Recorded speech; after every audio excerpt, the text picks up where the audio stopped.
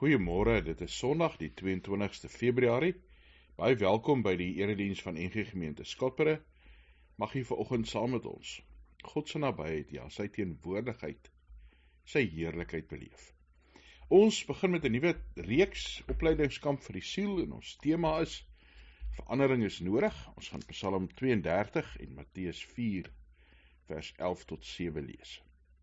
Mag jy saam met ons beleef dat God by jou is, dat hy met jou praat, dat hy jou liefhet. Dit is my voorreg om jou te groet namens God en vir jou te kan sê genade en vrede vir jou. Hierdie groet kom van God ons Vader, hy wat jou gemaak het, van Jesus Christus wat vir jou gesterf en opgestaan het uit die dood. Kom van die Heilige Gees, God wat in en deur jou woon. Amen. Nou, vanoggend praat ons oor verandering is nodig in die opleidingskamp vir die siel. As ons aan werk dink en gaan werk dink, dan weet ons mens moet opgelei word om jou werk te kan doen. Party werke vat langer opleiding, party vat korter, maar dit is belangrik dat ons opgelei word. En hierdie opleiding kan op verskillende maniere wees. Partykeer moet jy gaan studeer by 'n technikon of by 'n universiteit of by 'n college. Vir party goed moet jy sommer by die maatskappy waar jy is gaan studeer, gee hulle vir jou 'n handleiding en gaan sê, gaan swat hom op. Partykeer doen jy 'n diensopleiding. Jy werk terwyl jy leer en iemand anders wys vir jou, jy is 'n vakman. Jy doen, jy kyk, jy vra, jy lees, jy ondersoek. Dis nodig dat ons oefen om te leer, dat ons moeite doen om te ontwikkel in ons werk. Ja, partykeer gaan jy op 'n opleidingskamp. Baie sportspanne gaan op sulke opleidingskampe. Dis nodig dat ons ontwikkel word. Malcolm Gladwell het gesê, 10.000 ure is die ding wat jou 'n expert maak, 'n kundige, iemand wat vaardig is. Nou, dis baie waar van sport. Dit vat so omtrent 5 tot 7 jaar van voltydse toegewyde oefening. Partykeer vra dit meer. Hulle sê om 'n neurochirurg te word vat heelwat meer ure as 10.000. Partykeer vat dit minder. Maar die belangrike ding is toewyding. Oefening is nodig. Ja, om 'n kundige te wees, om 'n expert te wees, gaan nie net oor tyd nie, maar gaan oor doelbewuste oefening, doelwitte om te fokus op verbeter. En as ons oor ons geloofslewe dink, as ons oor ons self dink, oor 'n opleidingskamp vir die siel. Daai opleidingskamp is maar die lewe. Daar waar ek en jy Christen is, elke dag waar ons is. Die boek waar ons uitwerk, waar ons gaan swat, wat ons moet ken, is die Bybel. Waar ons leer oor hoe en wat en waar. En dan is ons in diensopleiding, ons leer by mekaar, ons vra vir hulle wat saam met ons werk, wat saam met ons hierdie pad stap. Die kerk is daar belangrik, om mekaar te dra en by te staan. Wat ons wel vir mekaar moet sê, is dat in ons lewe is verandering nodig. En verandering gaan net kom, wanneer jy doelbewus self iets daaraan doen. Gelukkig is dit nie alleen nie, is dit nie heeltemal self nie. Is dit met die krag van die Here, met die bystand van medegelowiges. Vanoggend gaan ons saam lees, om hierdie tema te belig, Psalm 32, en daarmee saam ook Matteus 4. Voordat ons lees, kom ons sluit die oë. Dankie Here, dat ons U kan ken, dat ons U kinders kan wees en vir U kan lewe. Ons bid Here dat U ons sal vul met U krag, met U genade, Here, maar ook met 'n honger vir U woord. Leer ons, lei ons. Mag ons vanoggend ook as gemeente saam luister en hoor wat U vir ons wil sê. En nie net hoor nie, Here, maar doen, toepas in ons eie lewens. Spreek, Here, U kinders luister. Amen. Psalm 32 van Dawid, 'n maskiel. Gelukkig is die een wie se oortreding vergewe en wie se sonde bedek is. Gelukkig is die mens vir wie die Here sonder skuld nie toereken nie, en wie se gees geen bedrog is nie. Toe ek stil gebly het, het my gebeente broos geword, onder my gekreun die hele dag. Ja, dag en nag was U hand swaar op my, my lewenskrag het weggekwyn, soos hitte van die somer. My sonde het ek teenoor U erken, my sondeskuld het ek nie bedek nie. Ek het gedink, ek wil my oortredings teenoor die Here bely, en U het my sonde skuld vergewe. Dit is waarom ek elke getroue volgeling tot U moet bid, terwyl die geleentheid daar is. Die geluid van 'n groot watervloed sal hom nie bereik nie. U bied vir my beskutting, U vrywaar my van nood. Met jubelkrete van bevryding omring U my. Ek wil jou insig gee, ek wil jou die pad leer wat jy moet loop, ek wil jou raad gee, my oog oor jou hou. Moet julle nie soos 'n perd, soos 'n muil sonder verstand gedra nie. My toom en stang moet sy krag beteel word, anders bly hy nie by jou nie. 'n Goddelose het baie smarte, maar wie op die Here vertrou, troue liefde omring hom. Verbly julle in die Here en juig regverdiges, ja, jubel dit uit, almal met 'n opregte hart. Ons is by die eerste Sondag van lydingstyd. Ons gaan stilstaan in Matteus 4 by Jesus se versoeking, en ons kyk hier ook na Psalm 32, wat gaan oor versoekings, oor sonde in 'n mens se lewe. Scott Peck het 'n interessante storie vertel. Hy sê op 'n stadium sê sy seun vir hom, die beste definisie vir sonde, of vir evil, vir dit wat boos en verkeerd is uiteindelik it's live spelled backwards. Evil is live spelled backwards. Die bose, dit wat verkeerd is, laat ons lewe onderste bo en agterste voor wees. Hy skryf verder, sê Scott Peck, evil knocks the life right out of us, kills us. Evil eliminates, destroys. Evil is the force that neither of inside or outside of us, it seeks to destroy our liveness. It seeks to destroy our life. Ons moet jaarliks maar die storie lees van sonde en versoeking, en Jesus wat nie in versoeking toegegee het nie, dat ons ook kan leer om nie toe te gee nie. Jesus het nie toegelaat dat sy lewe life evil word nie. Paulus sê in 1 Korintiërs 10, wie meen dat hy staan, moet oppas dat hy nie val nie. Ons moet seker maak dat ons naby aan God lewe. As ons Psalm 32 lees, besef ons dat ons sonde het en dat verandering in ons lewe nodig is. Augustinus het gesê, alle kennis begin die oomblik wat jy besef dat jy 'n sondaar is. Sonde is onsinniger, ons moet uit ons foute leer. Daar 7 psalms wat gebou is rondom sondebelydenis. Psalm 51 is seker die bekendste een. En hierdie Psalm 32 is waarskynlik ook met die sonde rondom Batseba in agtergrond. Mense se skuld en se skande steel mense se lewens. Sir Arthur Dowell het Sherlock Holmes se boeke geskryf, en op 'n stadium het hy besluit om van sy vriende 'n poets te bak, en hy stuur vir elkeen 'n telegram, en die telegram sê net, flee at once, all is discovered. Vlug dadelik, alles is ontdek. En binne 24 uur het al 12 van sy vriende begin beplan om te vlug uit die land uit. Hulle was van baie kwaad na die tyd.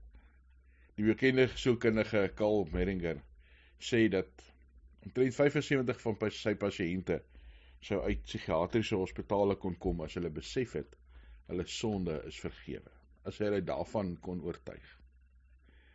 Mense raak vasgedruk deur hulle sonde, deur hulle skuldgevoelens. En Psalm 32 sê dat ons moet hierdie versoekings bely. Dis hoe ons vryheid en vrede kan ontdek. Hoe ons weer nuwe mense kan word. Augustinus het dit bo sy bed geskryf en gesê elke dag moet hy daaraan herinner word. Maar ons moet ook iets leer meer daarvan. Dit is wat Matteus 4 ons mee help.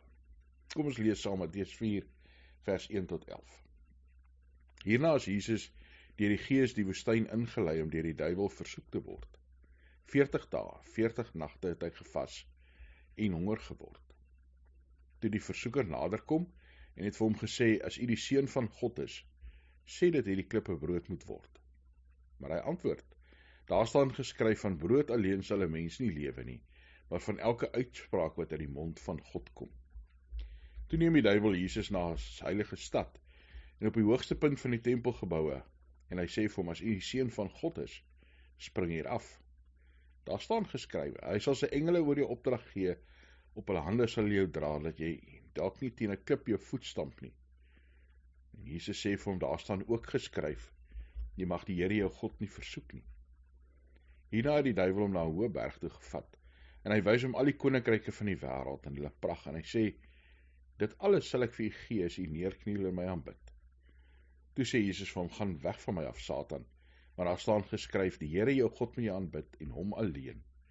Toe die duiwel hom met rus gelaat, en daar het engele gekom, en hom versorg. Hierdie 3 versoekings is steeds aktueel, want dis goed wat oor ons pad kom. Dis daai goed in Psalm 32 wat ons wegsteek, en wat uiteindelik ons lewensvreugde steel. En wanneer ons oefen in die wêreld, wanneer ons oefen in ons oefenkamp vir die siel, moet ons besef wat die goed is, wat die gevare is, wat ons daarmee moet doen, en hoe ons vorentoe kan leef. Nou baie mense sê altyd, versoekings is Satan se skuld, is die duiwel se skuld. Ja, die duiwel het waarskynlik 'n aandeel, maar is dit regtig die duiwel se skuld? Een keer sukkel 'n gesin, hulle stoei maar om die bank te laat balanseer aan die einde van die maand, en alles net in die groen te hou, en hulle het eenvoudig gelewe, en op 'n stadium kom die vrou aan met 'n nuwe rok by die huis. En haar man vra, waar kry jy die rok? En sy sê, ek het dit vandag gekoop. En hy vra, hoeveel het dit gekos? En sy sê, en dit was heeltemal bo hulle begroting. En die vrou sê, ja, ek weet, ons het nie regtig geld gehad nie, maar die duiwel het my dit maak doen. En hy sê van, my vrou, die dominee leer ons elke Sondag, jy sê, gaan weg van my af, Satan. Sy sê, ek het. En toe die duiwel agter my is, toe sê hy vir my, agteraf lyk hierdie rok net so mooi. Die duiwel wil ons wegvat van God af, wil ons verhouding met God verbreek. Ja, ten diepste is hierdie boodskap wat ons hier lees, van Jesus se versoekings, ook die besef dat dit met ons gebeur. Jesus het staande gebly, en so kan ons as kinders van God ook staande bly, wanneer ons naby hom leef. Die duiwel laat ons nie sommer mense se beursie steel, of mense vermoor, of met ons belasting kroek nie. Nee, die sondes wat die duiwel oor ons pad bring, is baie keer eenvoudiger, baie keer naby aan amper iets wat goed en reg is. Die duiwel wil vir Jesus wegvat van God af, van sy taak wat God vir hom gegee het. Ja, by Jesus se doop is daar gesê, dis my geliefde seun oor wie ek my verheug. En dan net daarna versoek die duiwel vir Jesus, en probeer hy hom daarvan laat vergeet. Die 3 versoekings wat ons het, om klippe in brood te verander, om van die tempel af te verspring, om die duiwel te aanbid, is nie vreeslike verleidelike ding om verkeerde goed te doen nie. Dit is nie regtig, klink nie vreeslik verkeerd eers nie. Maar dit gaan amper om oor iets anders te wees, iemand anders te wees, as wat God vir Jesus gemaak het, as wie Jesus werklik is. Ja, as wat ons is. Ons toegee in versoekings is eintlik maar om te sê, ek is nie 'n kind van God nie. Ek volg nie vir Jesus nie. Ek gaan nie in God se drama van my redding deelneem nie. As ons na die 3 versoekings kyk, die eerste een gaan uiteindelik, die brood gaan maar oor die misbruik van mag, oor verkeerde redes. Satan is baie subtiel, as hy die seun van God is, sê vir hierdie klip. Jesus weet hy is die seun van God, en hy weet dat God sal voorsien wat hy nodig het. Daarom het hy nie nodig om hierdie mag te misbruik en klippe in brood te verander nie. Die tweede versoeking, spring van die tempel af, land in die kollig, dat mense kan sien wie jy is. Ja, hierdie tempel wie Jesus gesê het, hy sal afbreek, en in 3 dae weer oprig.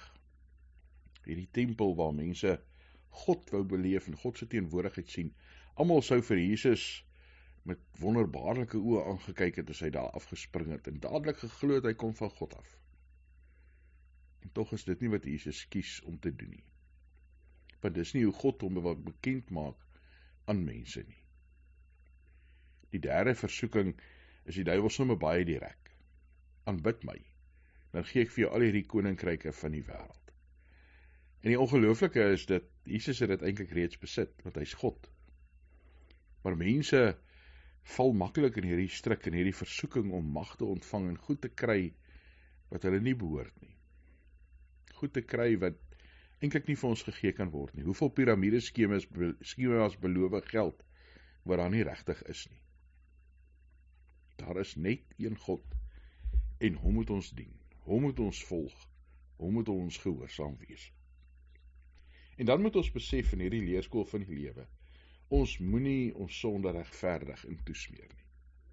Psalm 32 sê dat hy siek geword het, dat hy weggekwyn het die oomblik toe hy dit gedoen het. My lewenskrag het weggekwyn soos in die hitte van die somer. My gebeente het broos geword onder my gekreun van elke dag. Ons moenie ons sonde probeer toesmeer nie. Bely dit. Kry dit uit. Lê dit voor God en weet dat hy jou vergewe het. Dawid het ook sy sonde dalk probeer regverdig en toesmeer. Regverdig, is nie sy skuld nie, dis sy wat gebad het in die middel van die dag. Toesmeer, uit haar man laat doodmaak. Uit Uria laat sterf in die oorlog. Ons moenie in die versoeking val, in die stryk val om ons sonde te probeer toesmeer nie. Erken dit, bely dit, kry dit uit jou uit. Dan moet ons ervaar, dat as ons sondes bely, dat ons vergifnis het, dat God ons vergewe. Dis die wonderlike dat hierdie psalmdigter uiteindelik ook dit sê. Nadat hy sy sondes bely het, het hy weer soos 'n nuwe mens gevoel. Dat hy uiteindelik weer insig het, hoop gekry het, lewe gekry het. Ons moet ook ons sonde bely teenoor die Here. Erken dat ons foute maak en weet dat God ons vergewe. Onthou dit. Vergifnis kan ons met die volgende beeld beskryf. Jy is besig om 'n 3 ure wiskundevraestel te skryf. Jou antwoordstel lyk chaoties. Jy het al baie foute moes uitvee en doodkrap en oordoen. Skielik staan die onderwyser agter na jou en hy kyk na jou antwoordstel en hy sien al jou gesukkel. En jy kan maar net jou kop in skaamte laat sak. En jou vraag is, wat dink die onderwyser van my? Dan vat hy jou antwoordstel en hy skeer hom op en hy gee vir jou 'n nuwe een. En die onderwyser sê vir jou, jy kan van voor af begin. Jy het weer 'n nuwe 3 ure. Ontspan en weer rus, wees rustig daaroor. En dan besef jy, dis wat God doen. Hy skeer jou foute op, gooi dit weg, begin van voor af met jou. God wil ons vergewe, dis hoekom hy sy seun gestuur het. God wil sy genade oor ons uitstort. Dis wat ons in lydingstyd ook opnuut weer vir mekaar sê, ontdek. Hierdie kruis van Jesus, hierdie simbool van God se vergifnis, sy nuwe begin met mense. Ons is geseënd as ons besef dat ons vergewe is. Ons is geseënd as ons besef wie ons werklik is. As 'n ou oom wat na die dokter toe gaan, hy sê, dokter, jy moet my help. En die dokter sê, wat's fout? Hy sê, dokter, ek ly aan amnesie, wat moet ek doen? En die dokter sê, ag, moenie bekommerd wees nie, gaan huis toe en vergeet daarvan. God vergewe ons sonde. Ons moenie dat ons opgekropte skuldgevoelens, weggesteekte sondes, ons menswees opvreet en ons doodmaak nie. Vergifnis is by God beskikbaar. Ernest Hemingway vertel 'n storie in Capital of the World. Hy sê van 'n pa en 'n seun wat mekaar stry gekry het en uiteindelik ver van mekaar af begin leef het, mekaar nie meer geken het nie. En dan soek sy pa sy kind.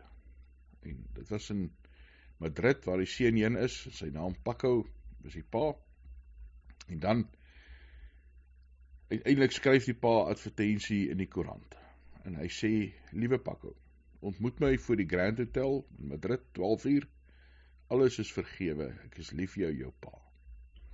En dan sê Ernest Hemingway, die volgende dag, 12 uur, dag daar omtrent 800 Pacos voor die hotel op. 800 mense wat soek na vergifnis.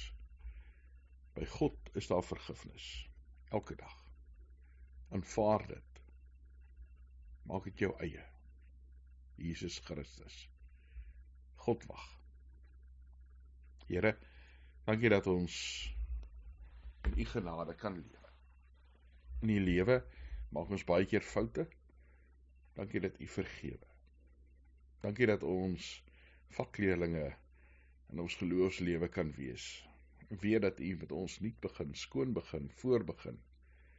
Mag ons mekaar ondersteun en optel en hande vat. Mag ons saam die wêreld rondom ons verander. Here, met een dag op 'n slag, een mens wat ons kan aanraak, een stukkie omgewing wat ons kan skoon en nuut maak. Ons eie lewe wat ons dag vir dag verander en vernuwe. Dankie dat u Gees ons lei, dat ons u woord het waaruit ons kan leer, dat ons mekaar het wat ons ondersteun.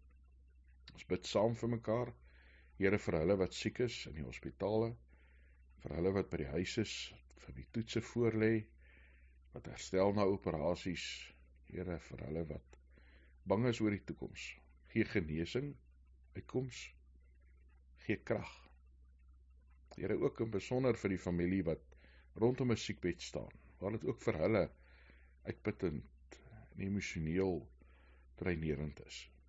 Ons bid, Here, ook vir hulle wat maar bekommerd is oor die toekoms, ekonomie, verhoudings, 'n klomp goeders wat ons lewe net omkrap. Geef ons krag en wysheid. Geef ons bo alles hoop.